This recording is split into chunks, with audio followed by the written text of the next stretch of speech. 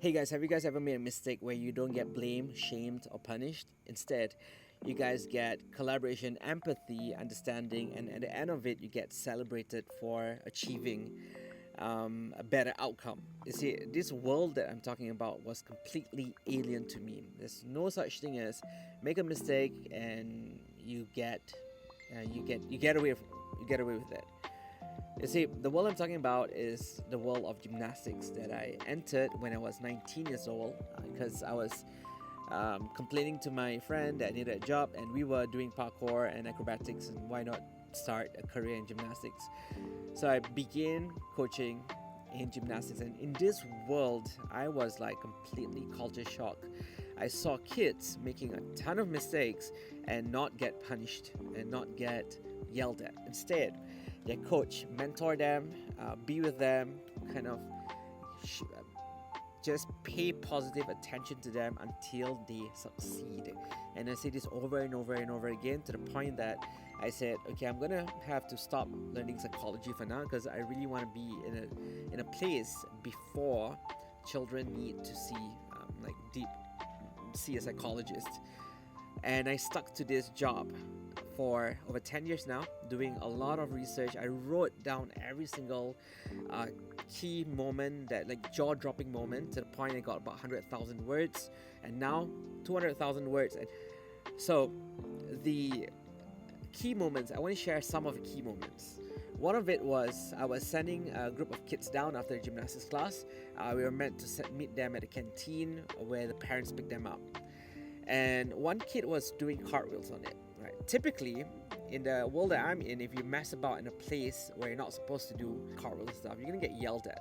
In fact, that's what happened to me when I was in secondary school, learning how to backflip, and then I got yelled at by the teacher across the field with my friend.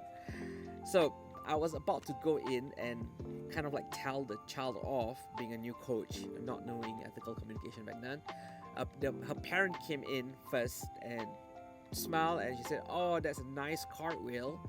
Maybe next time try to do it in an open space, or try not do it in the canteen." And she did it in a very beautiful tonality. She wasn't angry at all, and I was like, the kid just did a cartwheel where she could have broken a bone. Shouldn't we adults get angry? I didn't tell her that, but that was what went on in my head. And that was a key moment. And I looked at the child's face. Child did not feel afraid, did not feel sad. Child was like, okay, mommy, and just hop around and just continue doing more cartwheels in a safer place then. And this was one of the incidents that got me thinking, oh my goodness, this is crazy. This is amazing. And then I saw a few more incidences like that. You see, I was struggling with my own classes, and I was doing the yelling, I was doing the talk down, and everything. And I found the results was quite bad. When a child makes a mistake, I will kind of get offended and scold the child, and why are you not listening? Why, when I was explaining, you weren't paying attention? That's why this happened. I kind of blame the child in a way. The child's doing the best, and me as an adult blame the child for falling down. If you really think about it, when a child falls down, it's quite ridiculous to scold the child and make the child feel really bad. You see, the environment I grew up in, the system, again, I'm not blaming anyone at this moment of time. Before, I was blaming everyone, and I realized that wasn't a good mindset to be in, and technically it's not anyone's fault, because ethical communication isn't trained to the general public in terms of how to work with kids.